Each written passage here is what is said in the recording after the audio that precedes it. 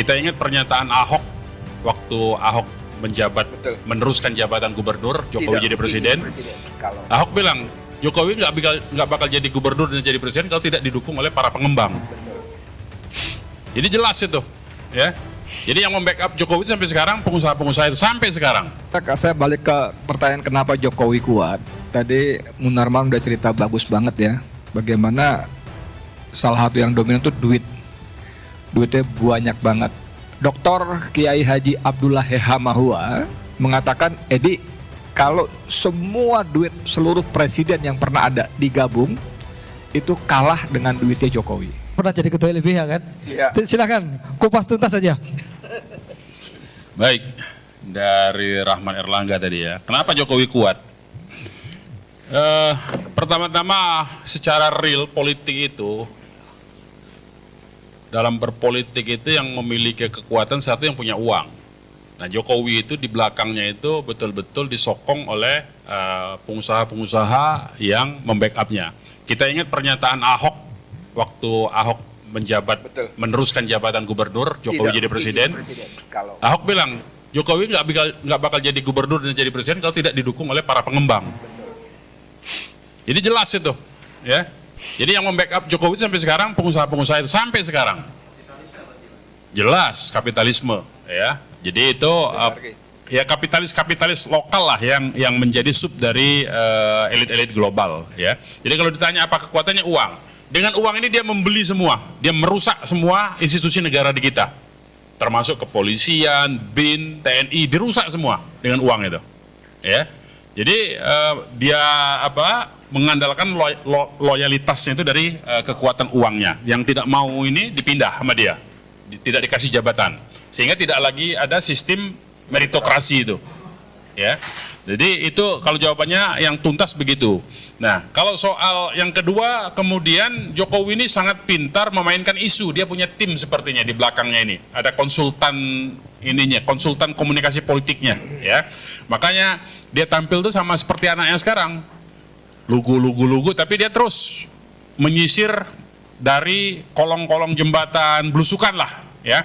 Itu terus dilakukan dan selalu juga tampil sebagai pemaaf. Kita lihat bagaimana dia memaafkan Rismon, dia memaafkan siapa? Yang dua lagi Egy Sujana, memaafkan DHL. Nah itu bagian dari strategi politiknya itu, ya, harus dilihat sebagai bagian dari strategi politik. Nah yang ketiga kekuatannya lagi itu adalah dia membangun struktur masalahnya. Itu yang tidak dilakukan oleh pihak-pihak yang kontra terhadap Jokowi. Jokowi membangun strukturnya apa? Relawan itu. Duitnya dari mana relawan itu dia bayar? Ya dari tadi itu, dari pengusaha-pengusaha tadi yang dia sebarkan duitnya ke bawah melalui relawan-relawan. Nah itu kekuatannya. Nah kalau dia sudah jadi pejabat negara, itu semua pejabat institusi negara kan diangkatnya itu pakai SK presiden kalau pejabat-pejabat tinggi negara. Kalau nggak nurut bisa dia pecat. Nah di situ orang-orang yang yang gila dengan jabatan pasti akan tunduk pada dia. Dan itu sudah kita buktikan selama Jokowi menjabat 10 tahun. Jadi ada pejabat-pejabat tinggi yang ketika kita dorong untuk berani berhadapan dengan Jokowi, dia terus terang menyatakan, saya ini diangkat SK-nya oleh Jokowi, tanda tangan Jokowi, kalau nggak diangkat di tanda tangan Jokowi, saya nggak bisa jadi pejabat tinggi katanya. Terus saya bilang, ya saya ngikutlah katanya, begitu ya, sudahlah kalau udah begitu. Nah jadi kalau ditanya apa kekuatannya, ya itu kekuatannya, ya. Jadi nggak ada yang lain itu kekuatannya. Nah, kita saja sebetulnya, ya kekuatan kita itu ada pada Allah sebetulnya. Cuman umat Islam ini nggak pernah bisa meluruskan niatnya, itu masalahnya lagi ya kalau di kitanya. Nah yang kedua dari Yana ya, sumber dana NGO. Ya sumber dana NGO itu sebagian besar memang boleh dikatakan hampir 98% dari anak yang disebut dengan namanya itu donatur lah, ya funding agensi lah, ya. Dulu waktu saya di LBH itu bahkan 100% duitnya dari luar negeri. Jadi ada pengalaman lucu waktu saya pegang menjadi ketua itu, dana Ini LBH Jakarta Pusat. Saya Indonesia Pak pegangnya. Karena saya dari daerah. LBHI berarti ya? Iya, LBHI-nya. Jadi waktu saya pegang sebagai ketua LBH Indonesia itu dananya lebih kurang hanya tinggal sekitar 300 juta lah. Dan Waktu mulai awal pegang. waktu saya jadi ketua, Oke. sebelumnya banyak. Oh. Itu. Jadi saya cerita waktu sayanya. Oke. Kan waktu sebelum saya jadi ketua saya nggak ngerti manajemennya kan. Oke. Begitu saya jadi ketua, kan tentu saja saya harus periksa Oke. secara keuangan seperti apa. Nah, ternyata tinggal lebih kurang sekitar 300 juta lah. Sementara yang pegawai harus digaji itu, kebutuhan LBH itu dalam 1 bulan lebih kurang pengeluaran kita itu sekitar 3 sampai 5 M. Allah Akbar. 1 bulan. 1 bulan. Karena untuk gaji semua, Pak. Jadi kan ada kantor cabang di beberapa provinsi dan itu digaji semua. Makanya kenapa aktivis-aktivis LSM itu giat bekerjanya ya karena memang digaji sebetulnya.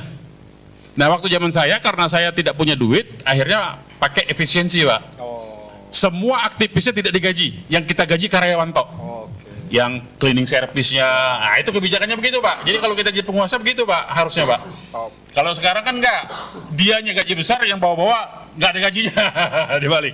Nah kalau kita balik waktu itu, jadi yang aktivisnya tidak kita gaji, tapi yang karyawannya kita tetap gaji dari uang yang ada. Nah kan kita harus punya putar uang tuh, putar otak untuk cari uang. Nah dari mana akhirnya kita ya seperti sekarang dilakukan oleh Presiden Indonesia ini keliling dunia lah ya. Kita ke Eropa Utara, ke Skandinavia, ke Norwegia, ke Swedia, ke Belanda, ke Prancis, macam-macam lah. Kita cari duitnya itu. Nah, yang menarik ya, waktu ketemu sama funding agensi itu namanya funding agensi. Funding agensi itu semacam lembaga yang dibentuk oleh pemerintah negara-negara mereka. Separuh dana dari APBN mereka, separuh dia nyari sendiri dari masyarakatnya. Nah, dan kemudian itu disalurkan ke dunia ketiga seperti Indonesia. Itu Dunia ketiga. Iya, dunia ketiga namanya kita ini kan ininya. Nah, yang paling banyak itu memang memperhatikan Indonesia itu adalah Belanda karena dia merasa punya tanggung jawab moral bekas jajahannya, begitu. Nah, yang menarik waktu kita ke Belanda, waktu saya ke Belanda itu diskusi dengan lembaga yang semi pemerintah tadi dibentuk oleh pemerintah, namanya Novib namanya ya. Nederland apa saya lupa itu dah panjangannya. Nah, dia tanya, ini pertama yang dia pertanyakan itu adalah kenapa waktu sebelum Anda jadi ketua LBH itu kenapa Anda ikut-ikutan bela Abu Bakar Ba'asyir katanya. Oh. Itu satu pertanyaan. Yang kedua pertanyaannya, kalau kami kasih dana lagi ke Anda, lembaga Anda ini, sejauh mana orang-orang Kristen di Indonesia dapat pembelaan dari saudara, dari lembaga Anda? Itu kenyataannya. Bantuan bersyarat ya. Jadi bantuannya tidak ada bantuan yang gratis, itu tidak ada. Bantuan bersyarat. Bantuannya semua pakai syarat. Ya, bantuannya itu semua pakai syarat. Program-program yang diajukan itu kalau tidak cocok dengan agenda mereka nggak bakal disetujui. Jadi semua program, jadi dia memang punya program besar. Judulnya memang bagus-bagus. Demokratisasi, akses terhadap keadilan, itu judul programnya. Penguatan civil society. Penguatan civil society, itu judul-judulnya bagus-bagus. Tapi begitu teknisnya, yang dimaksud dengan civil society itu kelompok mana yang Anda biar. Kalau kelompok Islam nggak bisa, langsung dicoret, langsung berhenti itu. Mainnya diimplementasi di laporan keuangan nanti. Pada saat pelaporan keuangannya, laporan kegiatan itu dia lihat, ini kelompok mana yang Anda bantu, yang civil society yang mana. Kalau kelompok-kelompok Islam bantu misalnya pengajian ini, wah langsung berhenti itu program. Tapi kalau yang dibantu aktivis-aktivis sekuler, yang anti-Islam, oh itu terus tuh bantuannya. Nah begitu juga demokratisasi. Kalau yang banyak difasilitasi itu kelompok Islam, nggak bisa itu. Makanya tadi pertanyaan, kenapa dulu Anda membela Abu Bakar Ba'asyir katanya? Begitu. Pakai jawabannya Pak? Saya jawab aja pakai teori mereka sendiri. Anda kan mengajarkan HAM. HAM itu membela orang tidak memandang siapa latar belakangnya. Saya gituin aja.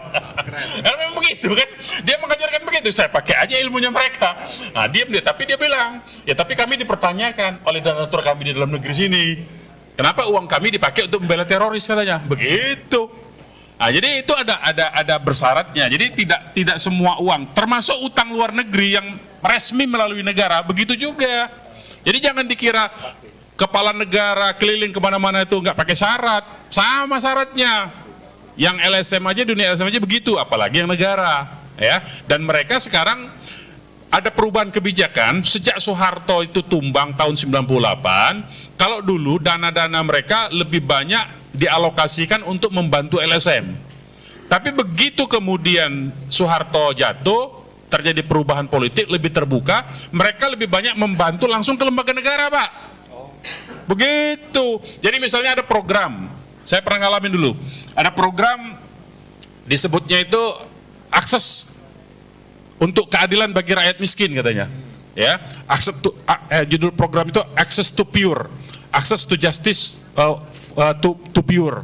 Maksudnya bagi orang-orang miskin supaya bisa mendapatkan pembelaan bantuan hukum. Pur, bukan pure, pur ya. Nah, jadi program itu dulu sebagian besar ditaruh di LBH untuk membantu orang-orang miskin memang ya, yang bermasalah, yang dapat yang penggusuran segala macam lah pokoknya. Advokasi lah. Tapi kemudian belakangan setelah Soeharto jatuh, dia langsung ke Mahkamah Agung program kerjasamanya itu. Nah, dibentuklah akses untuk keadilan itu, bagaimana sistem peradilan supaya bisa pendaftaran, ada sistem keterbukaan informasi, begitu itu dia. Gitu, jadi dia sekarang lebih mau bekerja sama dengan lembaga negara dibandingkan dengan LSM. Alasannya? Dan negara bisa diakses, bisa bikin aturan, dia bisa mengendalikan kebijakan negara. Misalnya begini, pernah Sekretariat Negara itu dan Mahkamah Agung punya program untuk digitalisasi sistem peradilan. Alatnya beli dari mereka semua, dan mereka bisa akses itu kapan saja. Kan ada keuntungannya bagi mereka, dan alat mereka laku dijual. Kalau untuk ke LSM cuma habis untuk kegiatan-kegiatan yang seperti ini, seminar macam-macam begitu. Jadi nggak bisa dia artinya manfaatkan langsung. Tapi kalau ke negara dia bisa dapat langsung manfaatnya. Nah, itu alasannya kenapa dia sekarang lebih banyak bekerja. Makanya duit LSM sekarang kering sebetulnya dibanding sebelum Soeharto jatuh. Kalau sekarang lebih kering LSM itu, jadi harus kerja keras betul LSM itu sekarang. Ya, nah itu kalau soal pendanaan tadi pertanyaan jadi kalau dari luar negeri ya dari luar negeri hampir 100% bahkan ya. Nah, kemudian yang ketiga dari Sudendi, selain masalah politik adalah masalah ideologi. Iya betul. Negara ini kan punya postulatnya itu, mengelola negara ini sejak zaman Soeharto bahkan sejak zaman Soekarno. Kalau kita lacak lagi perdebatan di BPUPK, nggak ada I-nya dulu ya, Badan Penyelidik Usaha Persiapan Kemerdekaan, nggak pakai nama Indonesia. Jadi I itu baru belakangan, BPUPK namanya.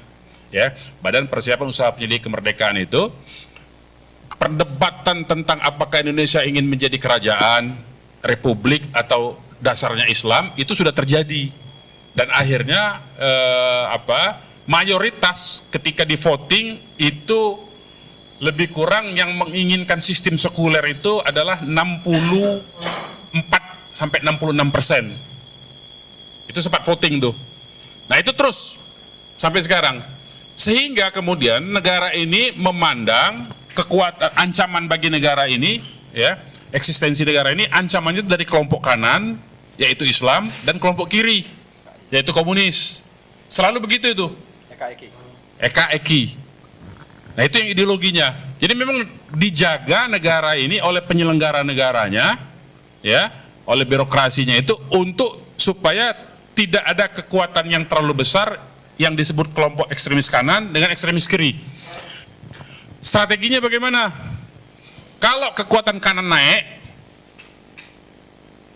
lagi kuat, misalnya apa? Contohnya, 2017 kekuatan kanan dianggap dominan dengan aksi 212 yang begitu besar. Maka kemudian negara memfasilitasi kelompok-kelompok kiri untuk ngimbangin itu. Begitupun ketika kelompok kiri sedang kuat, mahasiswa-mahasiswa kiri atau kelompok-kelompok kiri kuat, nanti sebentar lagi akan dimunculkan, didorong, difasilitasi bahkan oleh lembaga-lembaga negara dan dengan berbagai macam operasi intelijen untuk memperkuat kelompok-kelompok Islam untuk menyerang kelompok kiri. Selalu itu yang dimainkan.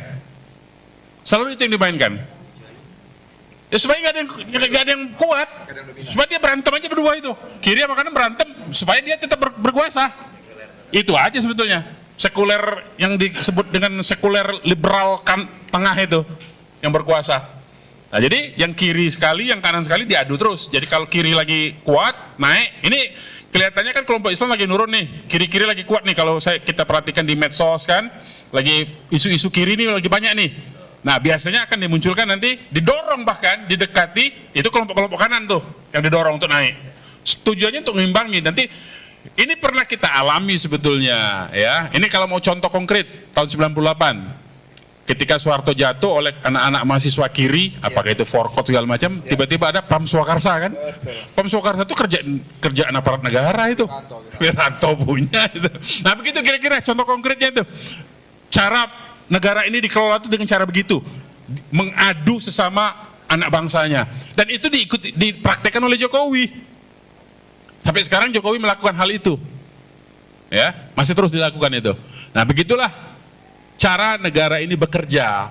Nah karena itu kita mesti lebih cerdas sebetulnya untuk menghadapi ini. Sebetulnya pola lama. Sekarang ini masih tetap begitu, Eki, cuman ditambah satu lagi sekarang, kelompok radikal bebas katanya. Bener ada tuh, ada, kita sudah dapat tuh. Jadi tetap ada kelompok kiri yang menjadi ancaman, tetap ada kelompok kanan ya yang sekarang radikal, intoleran, teroris. Ada lagi radikal bebas katanya sekarang ini. Nah radikal bebas itu macam-macam itu nanti masuknya. Nah sudah ada perkembangan baru lah kira-kira, ada tambahan baru kekuatan yang mengancam eksistensi negara. Jadi sudut pandangnya begitu sebetulnya, sudut pandangnya. Jadi cara negara ini bukan menyelesaikan persoalan yang ada, tetapi justru diaduk-aduk aja sama dia. Yang untung siapa? Tadi itu yang disebut tadi, kapitalis itu, baik itu kapitalis lokalnya yang berasal dari kitanya, yang berada di sini, yang menjadi kepanjangan tangan dari kapitalis globalnya. Tetap begitu sebetulnya. Ya, saya kira gitu. 3 pertanyaan. Terima kasih. Ya. Saya kira saya balik ke pertanyaan kenapa Jokowi kuat. Tadi Munarman udah cerita bagus banget ya. Bagaimana salah satu yang dominan itu duit. Duitnya banyak banget. Bitor Suryadi itu mengatakan di bunker rumahnya ada duit. Kata Bitor ya, bukan kata saya. Tapi itu memang dinarasikan juga gitu loh. Dr. Zulkifli Ekome juga mengatakan di beberapa lokasi lain ada duitnya. Cuman benarkah itu? Wallahu alam, ya kan? Yang pasti bahwa duitnya banyak banget ya. Dr. Kiai Haji Abdullah Hehamahua mengatakan, Edi, kalau semua duit seluruh presiden yang pernah ada digabung, itu kalah dengan duitnya Jokowi. Penasehat 2 periode KPK, Abdullah Hemahua.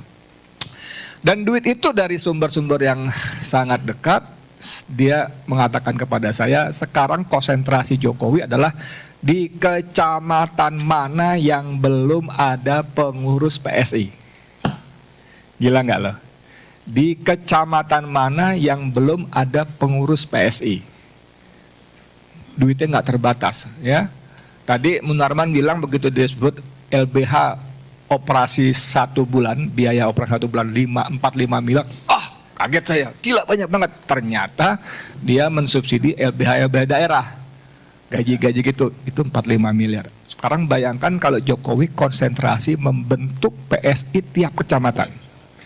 Kalau kantor sewa kantor setahun 50 juta aja, kali 50, 5 tahun udah berapa?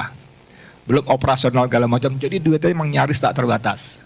Duit dari mana? Nah, ini menarik.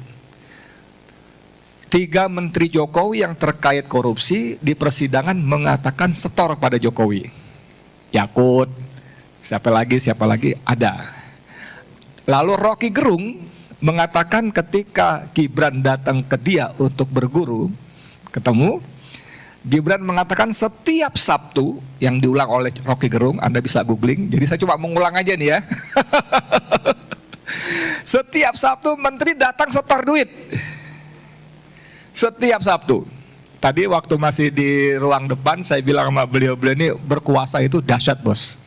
Dahsyat berkuasa. Saya tidak pernah berkuasa tapi hanya numpang kuasa.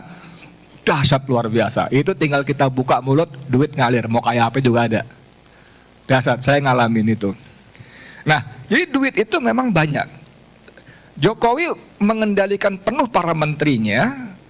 Selain dia tadi beliau bilang dengan SK, Kepres, menjadi menteri, menjadi kepala badan, segala macam dan sebagainya, juga dia melakukan taktik sandera. Jadi kalau ada menterinya maling, korupsi, enggak dia tegur, enggak dipecat, enggak. Jadi misalnya nih menteri belah kirinya lagi nyolong mangga tetangga, dia potret aja, cetrek. Menteri makanannya cetrek, lagi tidur sama istri tetangga, cetrek, misalnya gitu, udah.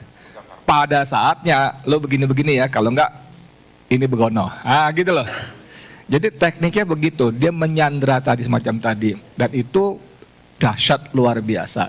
Yang sampai hari ini seperti beliau bilang tadi, walaupun dia sudah lengser hampir 2 tahun, 1,5 tahun, dia masih pegang pada posisi-posisi kunci. 20 Oktober 2024 Prabowo dilantik sebagai presiden. 21 atau 22 saya lupa, diumumkan kabinetnya. 17 menteri Jokowi ada di situ.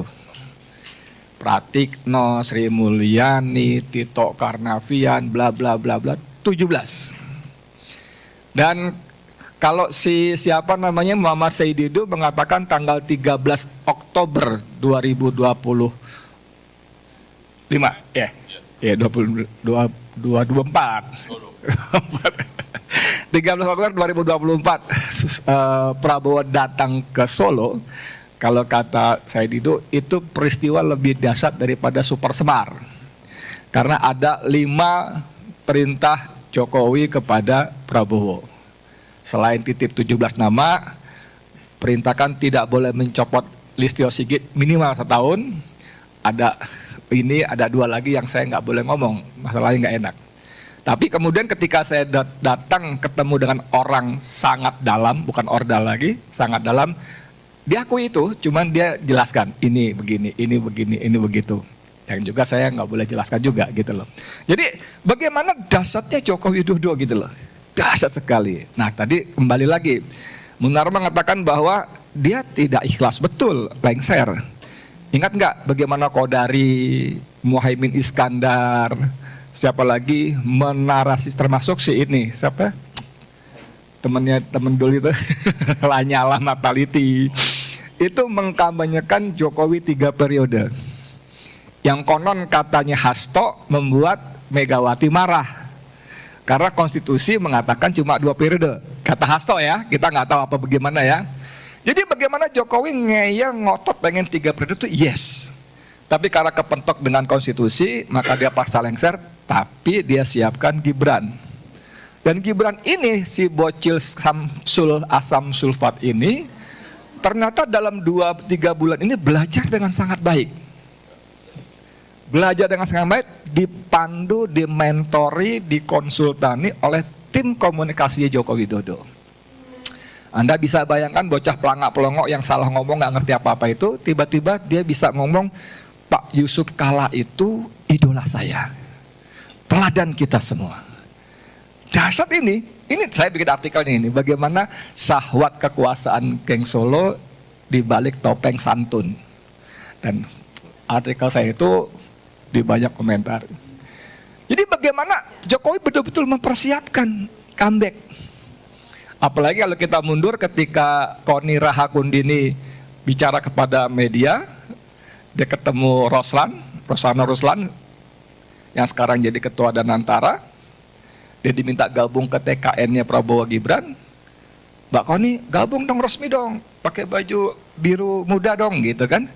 Kata, nggak usah, saya kan dibantu Pak Prabowo, saya susun roadmap pertahanan sebagainya. Enggak Mbak Koni, soalnya nanti, nah di sini masuk barang nih, nanti Pak Prabowo cuma 2 tahun, 3 tahun berikutnya Gibran. Dia kaget, saya berdiri, maksud lo kan gitu kan, dengan gaya Koninya kan ya. Kalau gue jadi Gibran Prabowo, kalau gue jadi Jokowi dan Gibran, Prabowo gue bikin mati besok gitu. Jadi bagaimana memang orang tua ini yang kena stroke, yang mati-mati ini, memang dibikin ke bahasa Jawa kejat-kejat, tahu nggak kejat-kejat? Diberikan PR-PR yang menguras pikiran dan emosi dia. Peristiwa 25 Agustus 2025 sampai September awal, demo besar itu bukan terjadi begitu saja. Ada aktor-aktornya, ada dong yang disebut-sebut dana Soros antara lain, dimainkan oleh LSM NGO tadi. Dan itu Prabowo marah besar. Dan setelah itu si siapa namanya ketua BIN Budi Gunawan dicopot. Saya telepon orang sangat dalam, itu Budi Gunawan kan orangnya sangat mega gitu, walaupun bukan PDIP, sangat mega padahal. Iya, Pak Lebin dulu. Lagi. Ya, saya jadi Menko Polkam kan. Terus Kenapa dia copot? Ini kan mengganggu komunikasi dengan Mega. Orang sangat sudah keterlaluan. Kita nggak bisa toleransi. Jadi yang saya mau katakan betapa dahsyatnya Joko Widodo dengan uangnya, dengan jaringannya, dengan birokrasi yang sampai dipelihara sekarang. Tapi di luar itu semua, saya ingin mengatakan mengutip kalimat Munarman ketika saya pertama kali kesandung hukum. Kata Munarman, pilihan lu nyerah atau lawan. Kalau lu lawan, mereka takut. Kalau lu berani, mereka takut. Waktu itu KM 50. KM 50. Iya, kalau lu berani, mereka takut. Saya datang ke rumah Rizal Ramli. Rencana kamu gimana, Ed? Saya lawan, Bang. Gebrak meja deh. Jebret, kamu jangan sok pahlawan, bla bla bla. Padahal gue bawa fatwanya dia. Kalau kamu masuk penjara, Ed, orang itu cuma ingat kamu 3 hari. Orang simpati segala macam, setelah itu lupa semua. Itu tokoh-tokoh Islam yang lo kenal semua itu bohong semua. Nggak ada perhatian segala macam itu semua gitu. Saya mau lawan, Bang. Udah jangan sok jago gitu. Jalani bilang gitu. Nah, tapi di luar itu saya kenapa kutip kalimat ini? Karena memang saya ingin mengutip ketua BEM UGM sebelumnya tuh. Siapa namanya? Gibran juga ya? Yang anak muda anak UGM sebelum Tio ini, yang rame yang bikin alumni sangat memalukan. Kalau BMUI kan The King of Lip Service, Gibran kalau nggak salah namanya. Itu mengatakan Jokowi hebat. Itu karena kita lemah. Jokowi hebat tuh karena kita lemah. Jokowi kuat tuh karena kita lemah. Tiba-tiba pindah perahu. Ada Egy Sujana, ada Damai Hari Lubis, itu kan teman-teman kita semua, senior-senior kita semua. Karuanlah Rizwan segala macam. Jadi bagaimana dengan kekuasaan segala macam itu kita, karena kita nggak kuat, karena kita lemah. Tapi kalau kita kuat juga, saya ingat kata Rizal Ramli sebagai penutup, duit itu hanya bisa dikalahkan oleh duit yang lebih banyak. Ini ada 2 bertikai nih, Ferry, Munarman bertikai. Lalu Munarman kena lu bantuin gue, ntar gue kasih 10.000. Dia dengar, datang lagi Ustadz Ferry, lu bantu gue aja, lu gue kasih 15.000. Terus, jadi duit kalah oleh duit yang lebih banyak. Duit kalah oleh, jadi kalau begitu kita main duit pasti kita kalah, karena belasan duitnya nyaris terbatas. Cuman kabar bagusnya, kata Rizal Ramli, duit hanya kalah dengan militansi. Dalam bahasa kita dengan istiqomah. Untuk itu saya mengajak kita semua berdoa kepada Allah agar kita tetap istiqomah sampai akhir perjuangan. Amin. Amin. Alhamdulillah. Terima kasih.